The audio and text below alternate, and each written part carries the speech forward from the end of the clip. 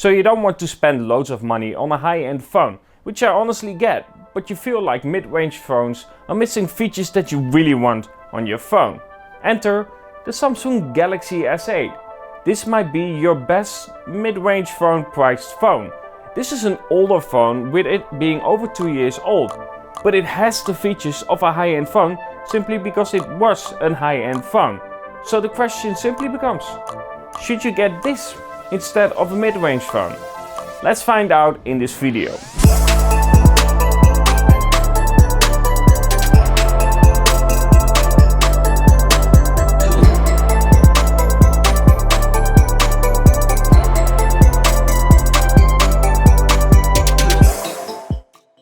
So, the Samsung Galaxy S8, an old high-end phone that used to compete with the best, but now 2 years later, this isn't a phone that would stand its ground against current high-end phones.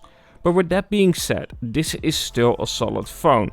This came with the Exynos 8895 or the Snapdragon 835, 4GB of RAM and of course 64GB of internal memory, but you can extend that via the microSD up to 1TB. And this version of the Samsung Galaxy S8 also runs the latest software from Samsung with Android 9 and One UI. So there are still updates coming and we might see the next Android version on this as well.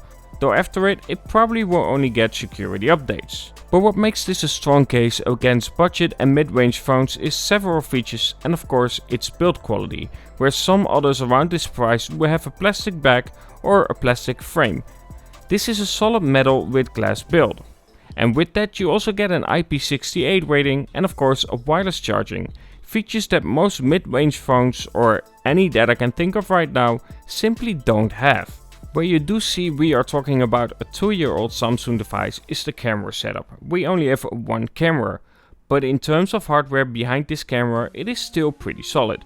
We have a 12 megapixel sensor with a 1.7 aperture and a 1/2.55 inch sensor, which is the same size as most current phones, and it has a 1.5 micron pixel, again similar to current phones. But those numbers are only a part of it. Hardware behind it will still receive updates and be better at processing images. And of course the CPU also matters when you take pictures as well. And not to mention that software is taking over the camera hardware more and more. So relying more on software than on the hardware itself. But in short, the Samsung Galaxy S8 can still take some stellar pictures. And the lack of the same dynamic range as current phones can result in pictures that to me look better. Here are some sample shots taken with the Samsung Galaxy S8.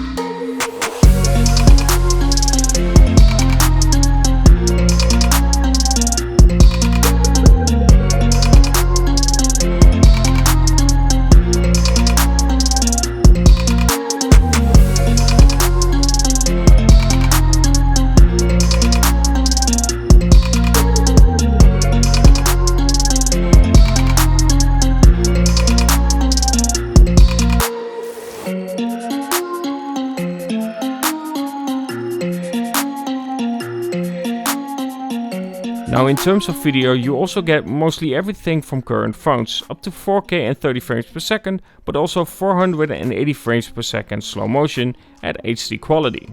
And in terms of display, the Samsung Galaxy S8 still holds up really well. And for those who are wondering, no, I do not have any burn-in problems with this device. But again, this is something that will run circles around other mid-range phones.